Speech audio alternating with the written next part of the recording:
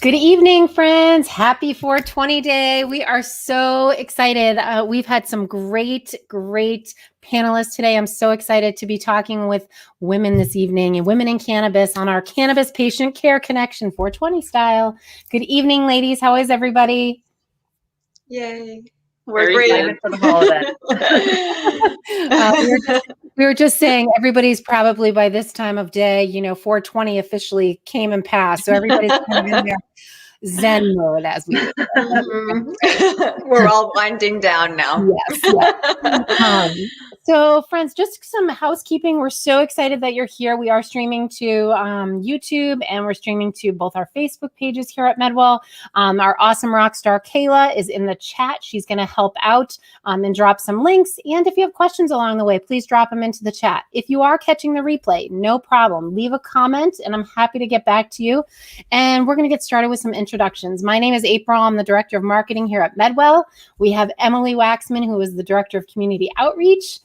We have Michaela Bell, who is the Community Outreach and Netta Cares Manager at Netta.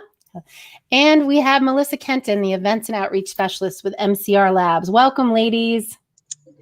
Hello. Thank you so much for having us. Yeah. Thank you. So what I want to do is I want to kind of, I'm going to have you go around excluding myself and Emily, but I'm going to start with you, Melissa, and I want you to share a little bit about what you're doing at MCR Labs, and just then we can start our conversation about all of the awesome things that you ladies are doing and killing it in the cannabis industry. Sounds good. So as you mentioned, I'm the Events and Outreach Specialist at MCR Labs.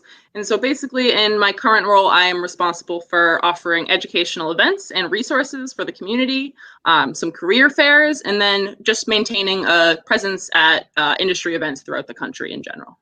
Awesome. Awesome. How about you, Michaela? Yeah, so I'm Netta's Community Outreach Manager. So I primarily work in the community. So whether that's educational seminars, similar to what we're doing tonight, or teaming up with local nonprofits and charity organizations to host donation drives or volunteer at events, whatever I can do to kind of, engage our own employees and bring them closer to the communities that we're located in. Awesome. Awesome. So let's get into it, ladies. I want to hear, I think our goal of tonight's panelists is that clearly the cannabis industry is changing, right? So it's changing.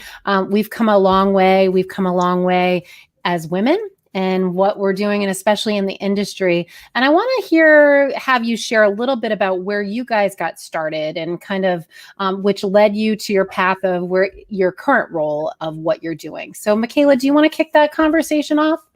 Sure, yeah. So I've actually been with Netta for a little over 5 years now. And really my cannabis journey started in about 2015 was when I was actually first, a legal medical patient. I kind of dabbled a little bit in college, but I was out in California where it was much more, loosened and a little more saturated at that point. So I got my first medical card and I was really excited and wanted to get a little bit more into the industry. And actually one of my buddies out there happened to run a grow operation.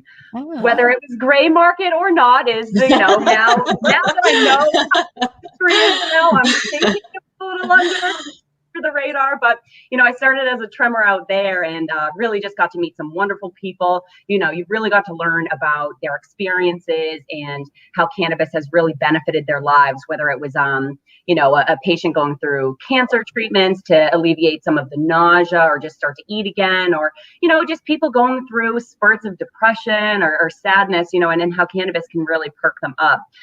So when I decided to move back home to Massachusetts, I was really nervous. I didn't really know what the cannabis world was like. This was just at the beginning of 2016. And I actually stopped consuming cannabis because I was moving back to corporate Massachusetts and they're going to drug test me for sure. And, I just got really nervous. So I stopped consuming. And even when I, moved back home, I wasn't consuming for a bit. So I got my first job here and, just a regular marketing job. And they didn't drug test me. So I was like, all right, I'm going to become a patient. So became a patient pretty much right away. And my mom was actually attending an event somewhere. I forget if it was a patient education event or what have you, but she texted me and said, hey, I met this woman from Netta. They're starting to hire for their Brookline location. And I don't even think, I think I was still at my job and I started applying right away. I mean, I didn't even hesitate and sent my resume right away. And, you know, really from there, it's history. So yeah, I've been with Netta since December 2015. And really, you know, I started off as a guide or a patient service associate. So really entry level, you know, meeting with the patients, talking with them, guiding them through our products. You know, I moved into an operations specialist position where I was really integrated with all the behind the scenes work.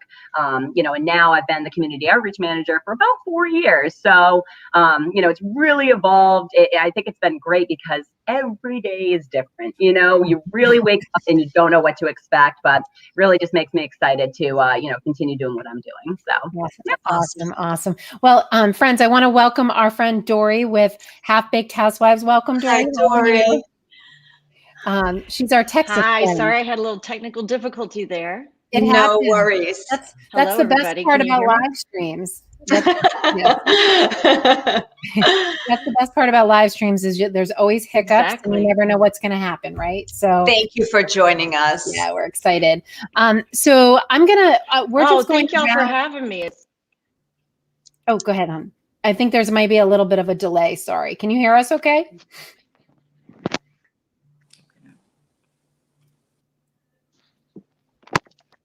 Can you hear us okay?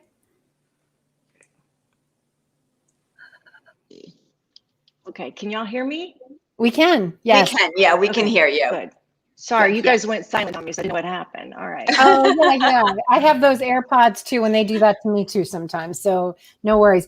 Okay, We're just thank going you. around and doing some introductions. I'm going to talk with Melissa next, and we're talking about kind of how women, how each of you ladies got into cannabis and kind of which brought you to what you're doing now. So I'm going to go to Melissa, and then I'm going to have you share your story. Okay. All right. Awesome. All right, Melissa, take it away. All right, so I actually joined the industry just over a year ago, and with MCR Labs as well. So not quite as long as you. Really? Ah, Yep, awesome. last January, right before everything went down. Well, Been a wild year. You've gotten a lot of experience this year. I know you're kicking it with events over there. That's for sure. It's been a learning experience, so I can't complain at all. As far as joining the industry, though, I think that was kind of inevitable for me. I've always been an advocate as a patient and as a recreational user. I've always tried to educate others around me. So I think it was just down to figuring out how to get in.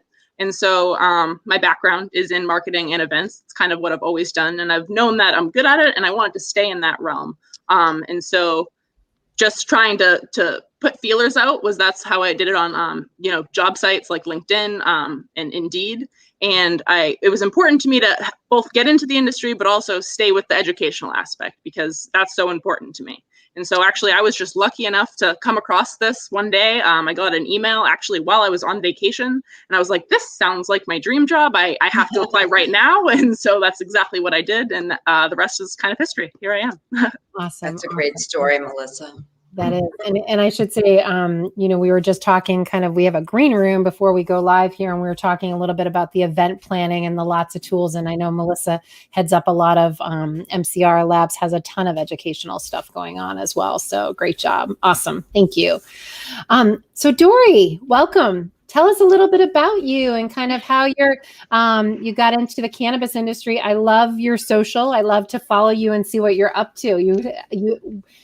I wish you lived closer. You'll have to come visit us. It looks like a lot of fun. I do too. Well, I love Massachusetts. It's a beautiful state. The best whale watching ever is up there. So I do love that. But thank y'all for having me. It does feel strange to be the only one on this panel who lives in a state where it is not legal at all. So Right. Texas, we don't even really have medical, right? We call it medical, but it's really only 0.5% THC, which is just CBD. So that's all we have, but I guess slowly we're getting there. So obviously I didn't get into the cannabis industry in Texas. I traveled a lot for my job and I was going to Denver quite a bit right when they legalized and I wanted to go check it out.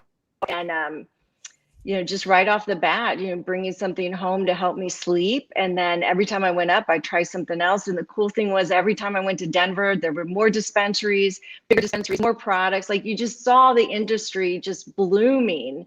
And that was really a cool experience too.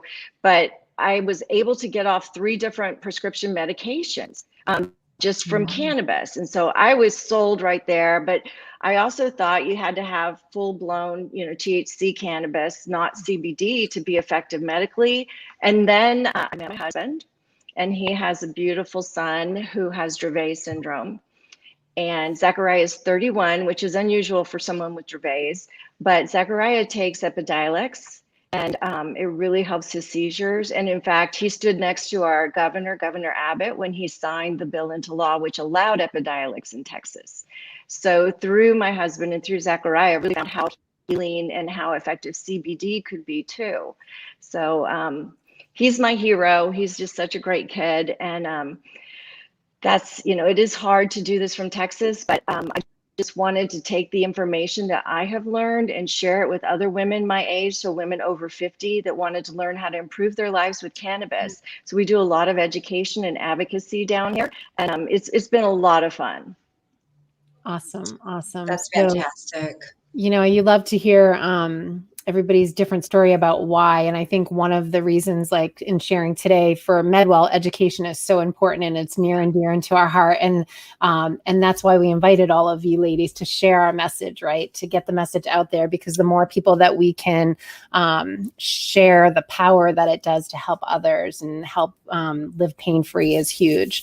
So why don't we talk a little bit about, so even though, Dory, it's not legal technically in Texas at this point in time, let's talk a little bit about what you see as the biggest struggle for everybody, like in women in the industry. I think, when you walk into a room and you look around and, there's not as many women. And so it's a struggle, right? We're struggling every day to kind of make sure that we're being heard and being seen. So what would you say was the biggest struggle that you see or that you felt in your experience in the cannabis industry?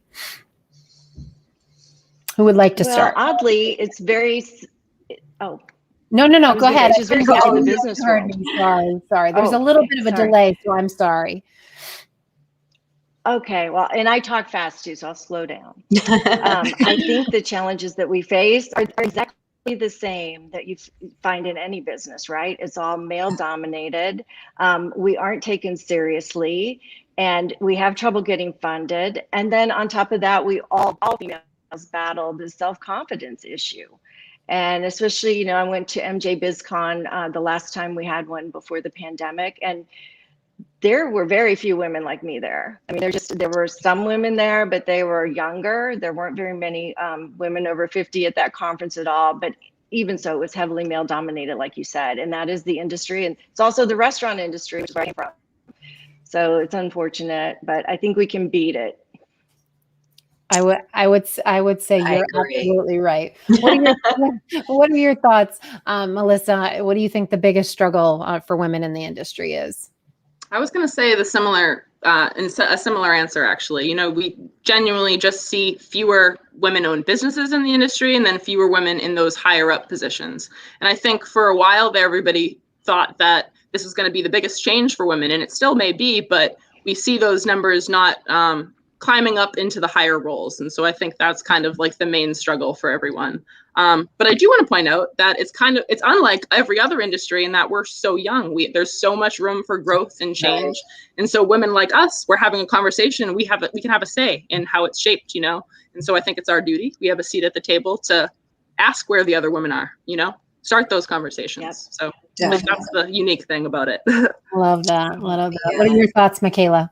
Yeah, I mean, similar to what both these ladies said tonight, it's that stipulation, and putting more women into the forefront. I was just talking with some folks before this panel today, and you think of like the big names of cannabis, the famous people that are known. It's Snoop Dogg and Cheech and Chong, and it's all male, like Martha Stewart is kind of sneaking her way in, but her big, famous phrase is, of course I know how to roll a joint. So it's almost like it's a small stigma of, women participating, not only in actually being part of the business, but also being consumers themselves, and maybe going against the grain. We're not just consuming a tincture and edible. Like, yeah, we might light up a joint at the end of the day. Absolutely. We might hit our piece or what have you. And I think that showing that and reducing some of that stigma is going to go a long way. And more people will come out too.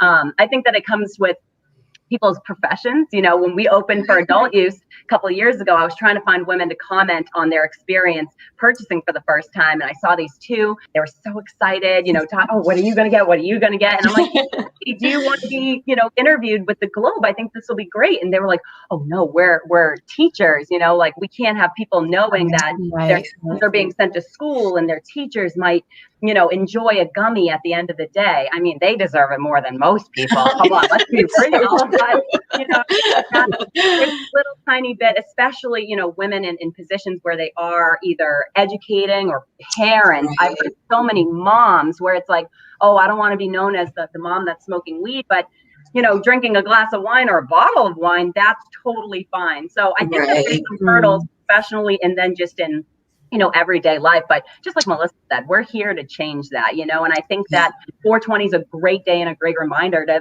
share your experiences, and be honest. The more people that talk about it, the more normal it's going to seem. So. Right. It's so true. It's so true. I think destigmatizing it is so huge. That would just be such an amazing thing. And that's why I love being able to have these conversations, because I think that it's just so important to be able to talk about it. Like, it's no more big of a deal than, exactly like you said, Michaela, than having a glass of wine at the end of the night. For me, I mean, less of a side effect the next morning, And there's nothing better than being able to sleep and wake up feeling refreshed and, like you can function the next day. Right. So I think it's so great that we can have these nice conversations about it and make other women out there feel like they're not doing anything wrong. Right. Well, and I think one of the things too is that with as unfortunate as the pandemic has been in kind of keeping us in, technology has given us a really big platform to share more messaging than before, and I hate to say, of course, as a parent, I cringe how much time my kids get on computers and phones. But at the same time, there's so much good of being able to share the messaging and have these conversations. We started MedWell Unscripted back in July, and we've had so many different guests and kind of just getting the message out there and being able to educate people on kind of the power of cannabis and how it can help, but also stopping the stigma and like knowing that it's okay to have a conversation and it doesn't need to be uncomfortable, and that everybody here, we all look different, right? So we come from all different walks of life, and that no matter what walk of life, it's okay, and I think it's been a game changer to be able to use these platforms and have these events and these conversations. So thank you, ladies, for sharing. So I wanted to, as I was listening to you talk, what do you think, and I was kind of thinking back through our guests, and we've had the opportunity to talk to lots of amazing women in the cannabis industry. What do you think it would take for us to make more change and kind of banding together as women? Like, what will it take for us to move beyond kind of like the power? Kind of like the band of brothers, but the band of sisters, right? Like, what are your thoughts on how to get the messaging out there a little bit more effectively and together? Because the more that we can band together, the more effective we are to get the messaging out there. Do you guys have any thoughts on that?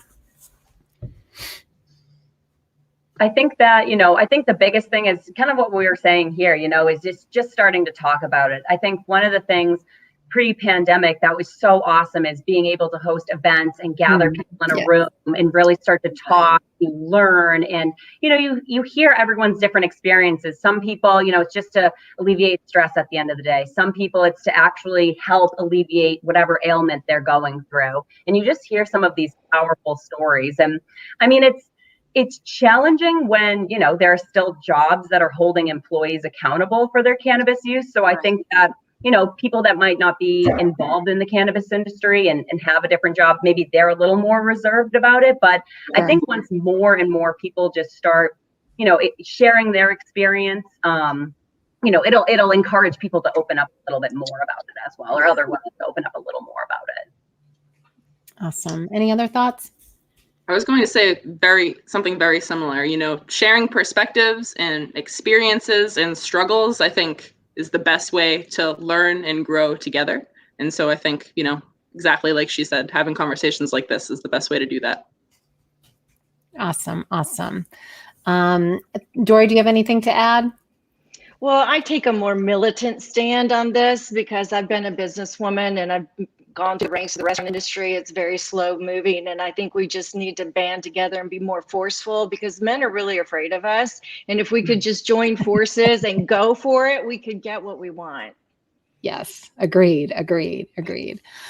All right. Well, let's talk a little bit about kind of a mentor that you may have followed, or it could be mentor / influencer, somebody that you've learned a lot from, from perspective of the industry and kind of where you see your goals and your future. Why don't we start with you, Michaela? Do you have a mentor or a person in mind that you that helped you? I actually have, I've been incredibly thankful when I first saw this question. I really thought about it for a while. And, from my side of the cannabis experience, I've actually been pretty lucky to be surrounded by so many powerful women, especially at NETA and just through, different events that I've met with. Our president for the longest time was a female, Amanda Rossitano, and she was one of the first NETA employees. I think she was like number 4. And she was just so badass, if I could just say that. I mean, she was just so organized and such a force. And, she worked with the community and some of their crazy demands with such grace and integrity. And you never saw her lose her cool. And if she did, she sincerely apologized. Like, you can be human and have a, stressed moment. But on top of that, bouncing kids, she was open about her use and encouraged others to talk about it. I mean, she really was just the total package. So I would definitely say her, and another one actually is a former MedWell employee, Ann Brum. I mean, talk about another, I always will say she's my woman crush. I mean, she is just so put together. I am so just in admiration of the woman that she is. I mean, she again is powerful. She's organized. She's a go-getter. I mean, she's just doing so much now, and it's so impressive. And she's the type, both Amanda and Ann are both the types I can call up and say, hey, I need to brainstorm with you. I'm feeling in a rut. I need to get, some clarity on things, and we'll meet you, no problem. All right, cool. Let's meet up, no problem. Amanda, same thing. Yep, we'll have a phone call. They're both available and willing to help too. It's not like, they're the gatekeepers of the secret, and if I start to, pick their brains, they're not going to share anything with me. They want to help me succeed and guide me too. So they've been just so amazing to work with. I mean, pretty much my entire existence in the mass industry. So they've been really great resources for me. That's awesome. That's awesome. How about you, Dory? I have some great female mentors in this business. Last year when South by Southwest canceled, they hooked me up with Kim Burns in New York. Just Candace with Kim. She has a Y, Kim with a Y. And she was fantastic. She called and did a phone call to mentor me and gave me some really good advice. And I continue to reach out to her for help. And then Ellen Blanchett, the CMO of My Jane, which is a Southern California company. She has been super helpful too. I was her first influencer. And then she created a whole program of education for influencers. Every Monday we meet, and the numbers just keep getting bigger and bigger. And I just look to her at what she's done, making a place for other women where it didn't exist. And it's a lot of work to have an education and training program that goes on for influencers. And she's doing it the right way. And I really admire that. That's awesome. That's awesome. That's so great. How about you, Melissa? So I think I'm lucky to have joined a place where I found quite a few mentors. I don't know if I have just one. I think I kind of have to thank all of my female coworkers and my managers, and then all of the industry friends that I've met along the way. I've kind of learned a little bit from everyone. We were talking about this right before, what's the best thing about this industry, in my opinion, is it's so different from other industries in the fact that people care so much about helping each other learn more and helping advance the industry for the right reasons, for the most part. I've come across very few people who were in it for the wrong reasons. And so like for my first week here, I've had people that could answer any questions that I've had. But then also going back to what I said earlier, they've been able to share their experience with me. They've been able to share their struggles with me. And so just talking about that and learning from each other, I think that has been eye-opening for me. And it's a pleasure to experience coming from other industries like the food and beverage and travel, which is not as centered on helping each other, you know? Right. Sure.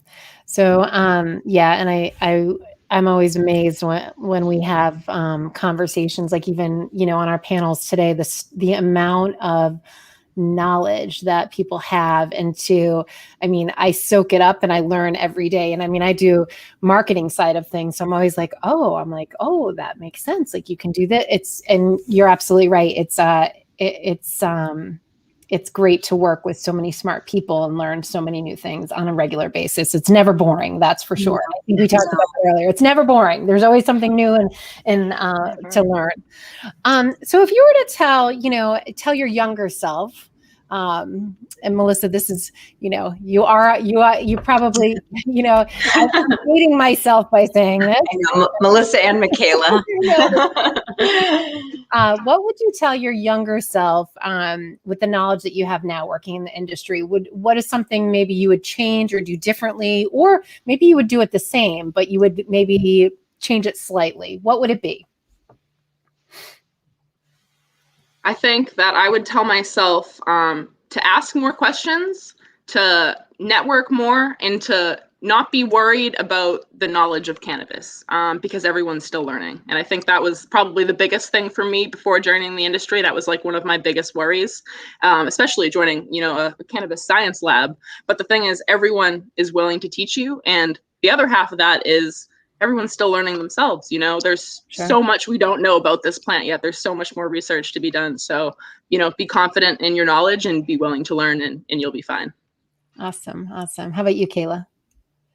So it's interesting. I feel as though if I would tell my younger self to open up more to cannabis. So I actually was the vice president of SAD in high school. So I was very against cannabis for a long time. I was definitely like, you're buttoned up, you know, no drinking, no smoking, like, you know, gotta live a very straight edge life. And in college, my friends used to make fun and be like, are you gonna get mad at us if we smoke a joint today? And I really, for a long time, it took me a bit to really come to terms with, you know, that there's this plant that's helping people. It's always been shown as so negative and dare, and you're immediately going to go down the wrong path and all these things. So I think that, you know, of course, high school, you still have to be responsible. You can't be, you know, necessarily thinking about that all the time. But, you know, just to be a little bit more open-minded to it.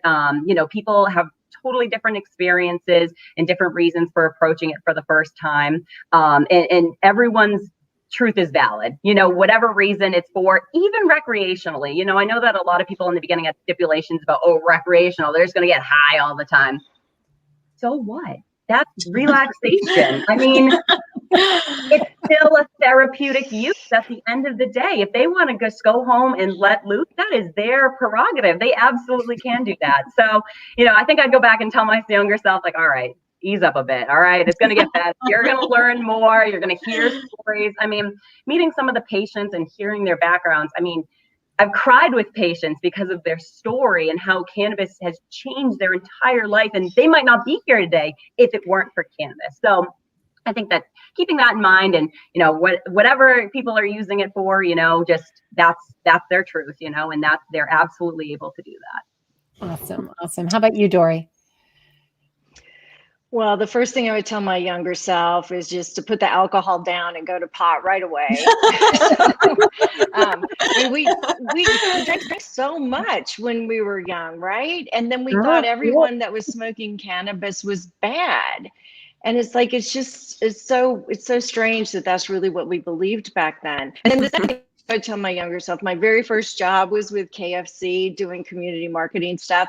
And I actually got KFC to sponsor the DARE program in all the schools. And I would tell myself not to do that. So Emily, I want to ask you this question. What would you tell your younger self as you've been through kind of the cannabis growing the industry, in the industry? What would you tell yourself? Oh, geez. You know what? I can relate to what all three ladies have just said, because I think in high school it was so,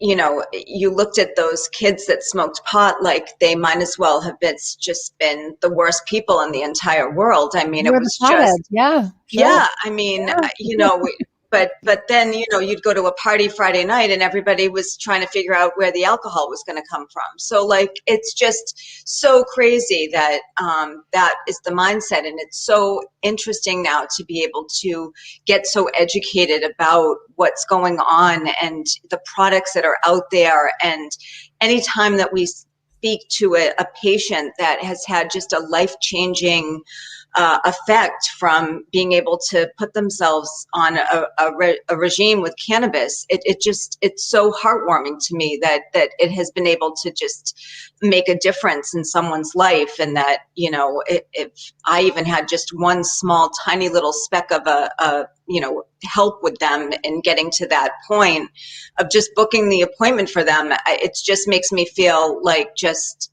you know, a rock star. I just feel so awesome that I could do that for someone. So, you know, it's amazing to just be able to be in this industry today and have seen it come from, you know, I don't want to age myself, but over, you know, 30 plus years of see where we are today. It's really incredible. And I just feel so lucky to be just a small smidge of a speck in this, you know, industry that, like Melissa said, it's still so young. There's still so much there's just the potential out there is just incredible. So it's just a very exciting time, and I feel so blessed to be a part of it.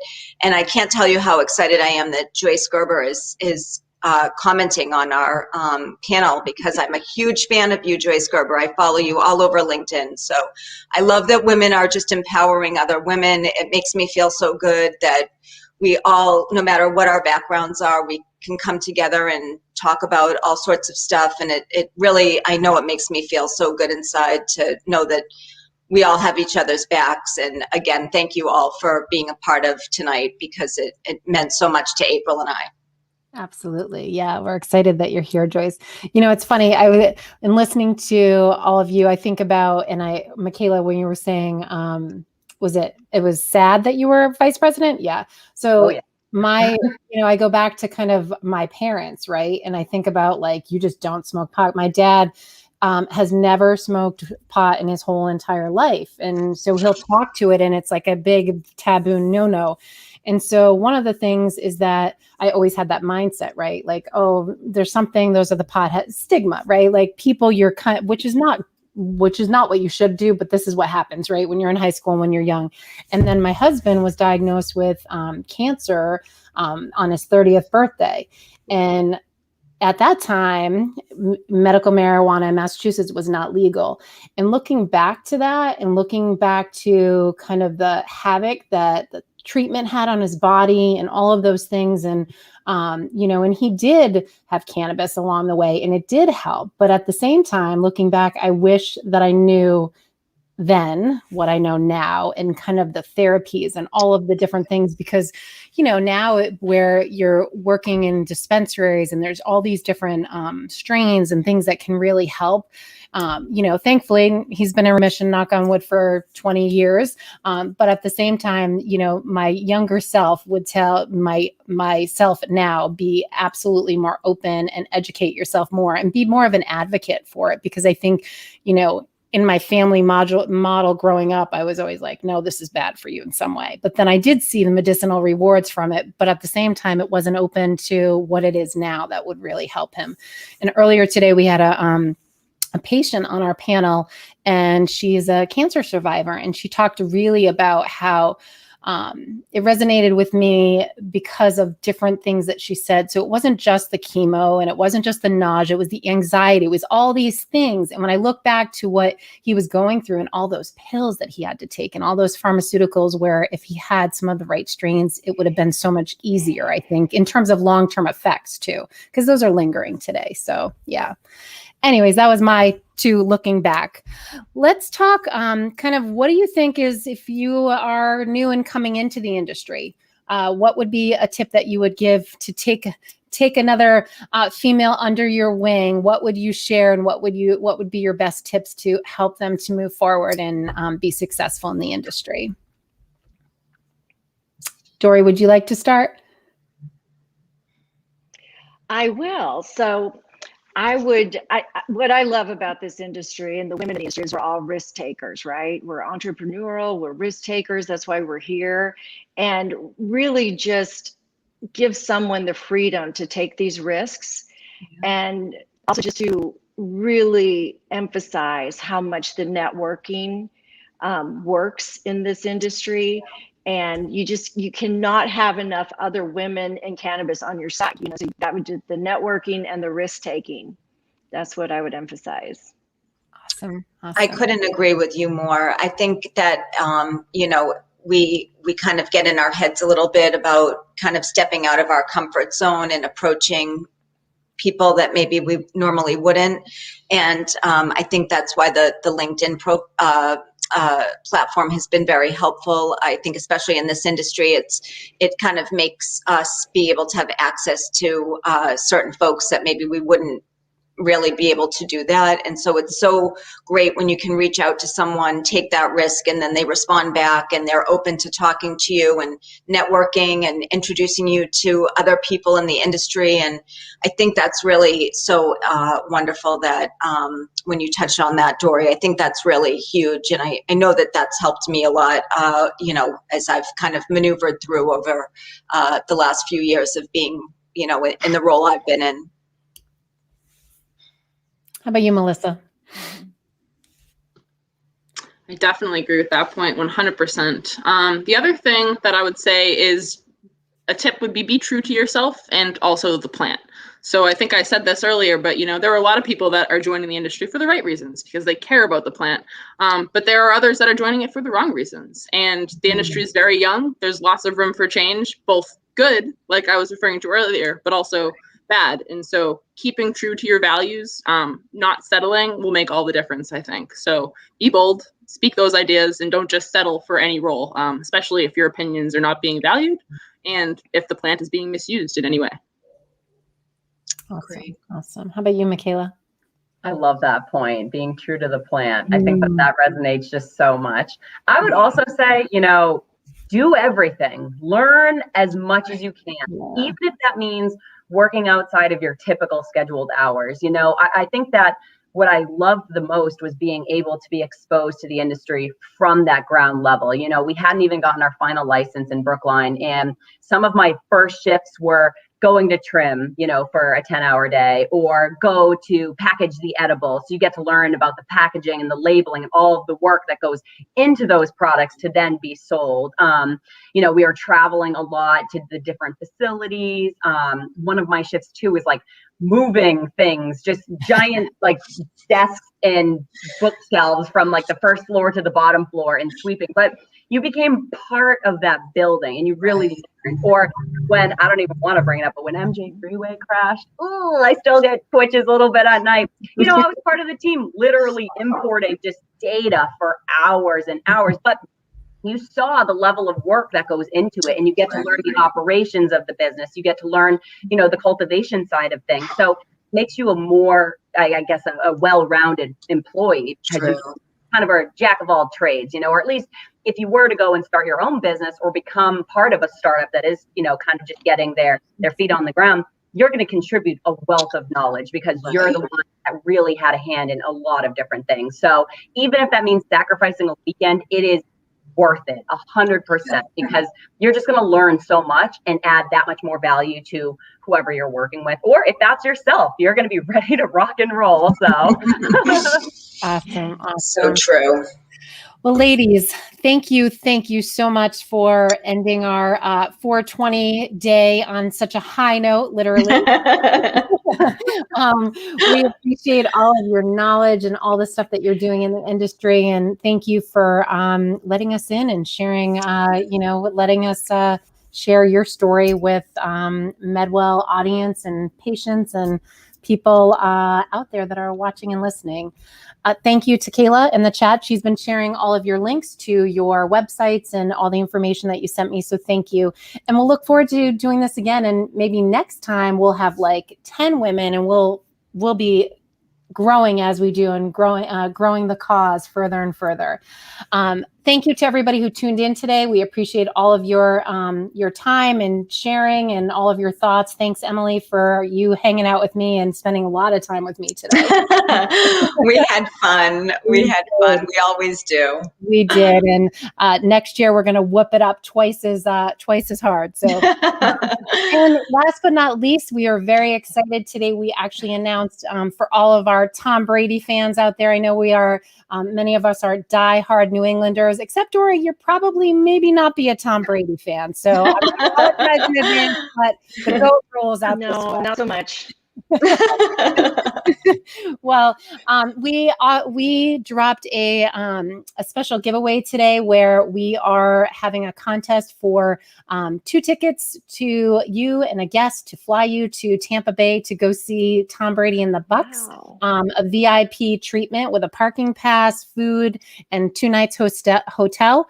Kayla is dropping the link. I highly, highly encourage you to enter because the best part is you get more than 1 entry.